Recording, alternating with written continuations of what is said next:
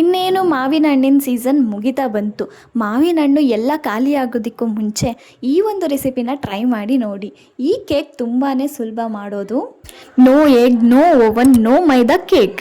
ಬನ್ನಿ ಮಾಡೋಣ. ಮೊದಲಿಲ್ಲಿ ನಾನು ಕಟ್ ಮಾಡ್ಕೊಂಡಿರೋ 2 ಮ್ಯಾಂಗೋನ ಜಾರ್ಗೆ ಹಾಕ್ಕೊಳ್ತಿದ್ದೀನಿ. ಮತ್ತು ಅರ್ಧ ಲೋಟ ಶುಗರ್ನ ಜಾರ್ಗೆ ಆ್ಯಡ್ ಮಾಡ್ಕೊತಿದ್ದೀನಿ ಮತ್ತು ಮಿಕ್ಸಿ ಮಾಡ್ತಿದ್ದೀನಿ. ಈ ಕೇಕನ್ನು ಮಾಡೋದಕ್ಕೆ ನಾನು ಮೈದಾ ಹಿಟ್ಟನ್ನು ಬಳಸ್ತಾ ಇಲ್ಲ, ಚಿರೋಟಿ ರವೆನ ಬಳಸ್ತಾ ಇದ್ದೀನಿ.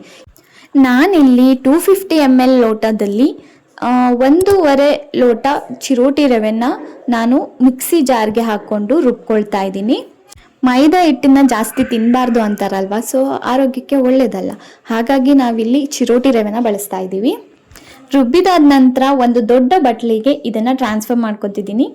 ಟ್ರಾನ್ಸ್ಫರ್ ಮಾಡ್ಕೊಂಡಾದ್ಮೇಲೆ ಇದ್ರ ಜೊತೆಗೆ ನಾವು ರುಬ್ಬಿಟ್ಟಂಥ ಮ್ಯಾಂಗೋ ಮಿಶ್ರಣನೂ ಕೂಡ ಇದ್ರೊಳಗೆ ಹಾಕ್ಕೋಬೇಕು.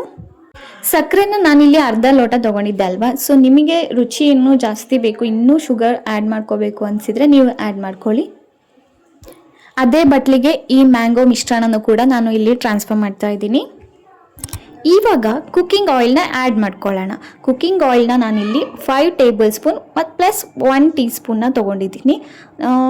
ಈ ಕಪ್ಪಲ್ಲಿ ಅಳತೆ ಮಾಡೋದಾದರೆ ನಾನು 1/4 ಭಾಗಕ್ಕೂ ಜಾಸ್ತಿನೇ ತೊಗೊಂಡಿದ್ದೀನಿ. ಈಗ ವಿಸ್ಕರಲ್ಲಿ 3 ಮಿಕ್ಸ್ ಮಾಡ್ಕೊಳ್ಳೋಣ. ಯಾವುದೇ ರೀತಿ ಗಂಟು ಇರಬಾರ್ದು, ಆ ರೀತಿ ಮಿಶ್ರಣ ಮಾಡ್ಕೋಬೇಕು. ಈಗ ಅರ್ಧ ಲೋಟ ಹಾಲನ್ನು ಹಾಕ್ಕೊಳ್ತಾ ಇದ್ದೀನಿ. ಹಾಲು ಹಾಕ್ಕೊಂಡು ಮತ್ತೆ ಮಿಶ್ರಣ ಮಾಡಬೇಕು.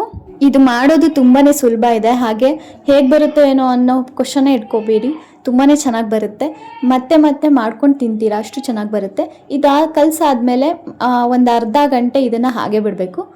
ಹಾಫ್ ಆನ್ ಅವರ್ ಆದಮೇಲೆ ಈ ರೀತಿ ಒಂದು ಪ್ಯಾನ್ನ ತೊಗೊಂಡು ಪ್ಯಾನ್ ಒಳಗಡೆ ಸ್ಟ್ಯಾಂಡ್ನ ಇಡಿ. ಸ್ಟ್ಯಾಂಡ್ ಇಲ್ಲ ಅಂದರೆ ಏನೂ ಪರವಾಗಿಲ್ಲ, ನೀವು ಒಂದು ಪ್ಲೇಟ್ನ ಇಟ್ಬಿಟ್ಟು ಪ್ರೀ ಹೀಟ್ ಮಾಡೋದಕ್ಕೆ ಇಟ್ಬಿಡಿ ಒಂದು 10 ಮಿನಿಟ್ಸ್.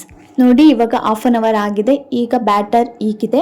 ಇದಕ್ಕೆ ನಾವೀಗ ಬೇಕಿಂಗ್ ಪೌಡರ್ನ ಹಾಕ್ಕೊಳ್ಳಿ. 1 ಟೀ ಸ್ಪೂನ್ ಬೇಕಿಂಗ್ ಪೌಡರ್, ಹಾಗೆ 1/4 tea spoon baking soda. Baking powder 1 tea spoon, 1/4 tea spoon baking soda, ಎರಡನ್ನೂ ಹಾಕಿ ಮಿಕ್ಸ್ ಮಾಡ್ಕೊಳ್ಳಿ.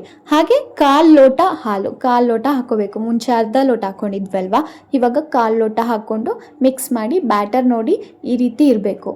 ತೋರಿಸ್ತೀನಿ ನೋಡಿ. ಇದನ್ನು ನೀಟಾಗಿ ಮಿಕ್ಸ್ ಮಾಡ್ಕೊಳ್ಳಿ. ಹಾಗೆ ಬ್ಯಾಟರ್ ಕನ್ಸಿಸ್ಟೆನ್ಸಿ ಬಂದು ಈ ರೀತಿ ಇರಬೇಕು. ಸೇಮ್ ನೀವು ಬೋಂಡಾ ಹಿಟ್ಟನ್ನ ಕಲಸಿರ್ತೀರಲ್ವ, ಅದ್ರ ಕನ್ಸಿಸ್ಟೆನ್ಸಿ ಹೇಗಿರುತ್ತೋ ಅದೇ ರೀತಿನೇ. ನಂತರ ಇದನ್ನು ಪಕ್ಕಕ್ಕೆ ಇಟ್ಕೊಳ್ಳಿ. ಬೇಕ್ ಮಾಡೋದಕ್ಕೆ ನಿಮ್ಮ ಹತ್ರ ಟಿನ್ ಇಲ್ಲ ಅಂತ ಯೋಚನೆ ಮಾಡಬೇಡಿ. ನನ್ನ ಹತ್ರ ಕೂಡ ಯಾವುದೇ ರೀತಿ ಟಿನ್ ಇರಲಿಲ್ಲ. ಸೊ ನಾನೇನು ಮಾಡಿದೆ ಅಂದರೆ ಈ ನಮ್ಮನೇಲಿರುವಂಥ ಈ ಬಟ್ಲನ್ನೇ ನಾನು ಯೂಸ್ ಮಾಡ್ತಾ ಇದ್ದೀನಿ. ನೋಡಿ, ಇದು 7 ಇಂಚ್ ಇದೆ. ನಿಮ್ಮ ಹತ್ರ ಏನಾದರೂ 7 ಇಂಚ್ ಅಥವಾ 5 ಇಂಚ್ ಪಾತ್ರೆಗಳು ಅಥವಾ ಈ ರೀತಿ ಬಟ್ಲುಗಳೇನಾದರೂ ಇದ್ದರೆ ಅದನ್ನೇ ಯೂಸ್ ಮಾಡಿ. ಈ ಬಟ್ಲು ಪೂರ್ತಿ ನಾನಿಲ್ಲಿ ಕುಕ್ಕಿಂಗ್ ಆಯಿಲ್ನ ಹಚ್ಕೊಳ್ತಾ ಇದ್ದೀನಿ. ಆಯಿಲ್ ಹಚ್ಕೊಂಡಾದ್ಮೇಲೆ ನೀವಿಲ್ಲಿ ಪಾರ್ಚ್ಮೆಂಟ್ ಪೇಪರ್ ಆದರೂ ಯೂಸ್ ಮಾಡ್ಬೋದು, ಅಥವಾ ನಿಮ್ಮ ಹತ್ರ ಬಟರ್ ಪೇಪರ್ ಇದ್ದರೆ ಬಟರ್ ಪೇಪರ್ ಯೂಸ್ ಮಾಡ್ಕೊಳ್ಳಿ. ಅಥವಾ ಎರಡೂ ಇಲ್ಲ ಅಂದರೆ ನೋಡಿ, ಈ ರೀತಿ ಮೈದಾ ಹಿಟ್ಟು ಅಥವಾ ಗೋಧಿ ಹಿಟ್ಟನ್ನು ನೀವಿಲ್ಲಿ ಹಚ್ಕೋಬೋದು. ಹಚ್ಕೊಂಡಾದ್ಮೇಲೆ ನೋಡಿ, ಈ ಬ್ಯಾಟರ್ನ ಇದರೊಳಗಡೆ ಹಾಕ್ಕೊಳ್ಳಿ. ನನ್ನ ಹತ್ರ ಮೈದಾ ಹಿಟ್ಟಿರಲಿಲ್ಲ, ಪಾರ್ಚ್ಮೆಂಟ್ ಪೇಪರ್ ಕೂಡ ಇರಲಿಲ್ಲ. ಸೊ ಹಾಗಾಗಿ ನಾನಿಲ್ಲಿ ಗೋಧಿ ಹಿಟ್ಟನ್ನೇ ಯೂಸ್ ಮಾಡ್ತಿದ್ದೀನಿ. ಏನೂ ತೊಂದರೆ ಇಲ್ಲ, ಇದು ಕೂಡ ಚೆನ್ನಾಗೇ ಬರುತ್ತೆ.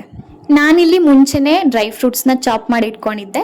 ನಿಮ್ಮ ಹತ್ರ ಪಿಸ್ತಾ ಅಥವಾ ಬಾದಾಮ್ ಎರಡರಲ್ಲಿ ಯಾವುದಾದ್ರೂ ಒಂದಿದ್ರೂ ಸರಿ, 2 ಇದ್ದರೆ 2 ಚಾಪ್ ಮಾಡಿ ಇಟ್ಕೊಳ್ಳಿ. ಚಾಪ್ ಮಾಡ್ಕೊಂಡಾದ್ಮೇಲೆ ಈ ರೀತಿ ನೋಡಿ ಮೇಲ್ಗಡೆ ಸಿಂಪಡಿಸ್ಕೊಳ್ಳಿ.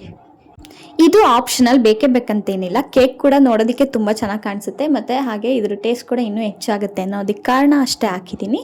ದೆನ್ ಈಗ ಪ್ರೀ ಹೀಟ್ ಮಾಡೋದಕ್ಕೆ ಅಂತ ಇಟ್ಟಿದ್ವಲ್ಲ ಪ್ಯಾನ್, ಅದರೊಳಗಡೆ ಈ ಬ್ಯಾಟರ್ನ ಹುಷಾರಾಗಿ ಇಡಬೇಕಾಗತ್ತೆ. ನೋಡಿ ಈ ರೀತಿ ಇದನ್ನು ನಾವು 1 ಅವರ್ ಬಿಡಬೇಕಾಗತ್ತೆ. 1 ಅವರ್ವರೆಗೂ ಇದು ಲೋ ಮೀಡಿಯಮ್ ಫ್ಲೇಮಲ್ಲೇ ಉರಿಬೇಕು. ನೋಡಿ, ಇದನ್ನು ಕ್ಲೋಸ್ ಮಾಡಿಡಬೇಕು, ಗಾಳಿ ಹೋಗಬಾರ್ದು. ಈ ರೀತಿ ಲಿಡ್ನ ಕ್ಲೋಸ್ ಮಾಡಿ ಲೋ ಮೀಡಿಯಮ್ ಫ್ಲೇಮಲ್ಲೇ ಇರಬೇಕು. ಯಾವುದೇ ಕಾರಣಕ್ಕೂ ಫ್ಲೇಮ್ ಜಾಸ್ತಿ ಮಾಡಬೇಡಿ. 1 ಅವರ್ ಆದ ನಂತರ ನೋಡಿ, ಈಗ ಬೇಕಾಗಿದೆ ಅನಿಸುತ್ತೆ. ನೋಡೋಣ. ಇದನ್ನು ಟೆಸ್ಟ್ ಮಾಡೋದಕ್ಕೆ ಒಂದು ನೈಫ್ನ ತೊಗೊಂಡು ಅದ್ರ ಒಳಗಡೆ ಚುಚ್ಚಿ ನೋಡಿದರೆ ಗೊತ್ತಾಗುತ್ತೆ. ಏನು ಆ ನೈಫ್ಗೆ ಹತ್ಕೊಳ್ಳಲಿಲ್ಲ ಅಂದರೆ, ಹಸಿ ಇಲ್ಲ ಅಂದರೆ ಅದು ಬೇಕಾಗಿದೆ ಅಂತ. ನೋಡಿ, ಈಗ ನಂದು ಬೇಕಾಗಿದೆ. ನೋಡಿ, ನಮ್ಮ ಕೇಕ್ ತುಂಬ ಚೆನ್ನಾಗಿ ಬೇಕಾಗಿದೆ. ಅದಕ್ಕೆ ನೋಡಿ ಸೈಡಲ್ಲೆಲ್ಲ ಎಷ್ಟು ನೀಟಾಗಿ ಬಿಟ್ಕೊಂಡಿದೆ ಅಂತ. ಸ್ವಲ್ಪ ಚಾಕುಲಿ ಈ ರೀತಿ ಸ್ಲೈಡ್ ಮಾಡಿಕೊಂಡು ಒಂದು ತಟ್ಟೆನ ಮುಚ್ಚಿ ಅದನ್ನು ಟ್ರಾನ್ಸ್ಫರ್ ಮಾಡ್ಕೊಳ್ಳಿ. ನೋಡಿ ನೋಡಿ, ಕೇಕ್ ಬೇಕಾಗಿದ್ದರೆ ನೋಡಿ ಈ ಥರ ಈಸಿಯಾಗಿ ಬಿಟ್ಕೊಳ್ಳುತ್ತೆ. ಟನಾ, ಎಷ್ಟು ಚೆನ್ನಾಗಿ ಕಾಣಿಸ್ತಿದೆ ಅಲ್ವಾ?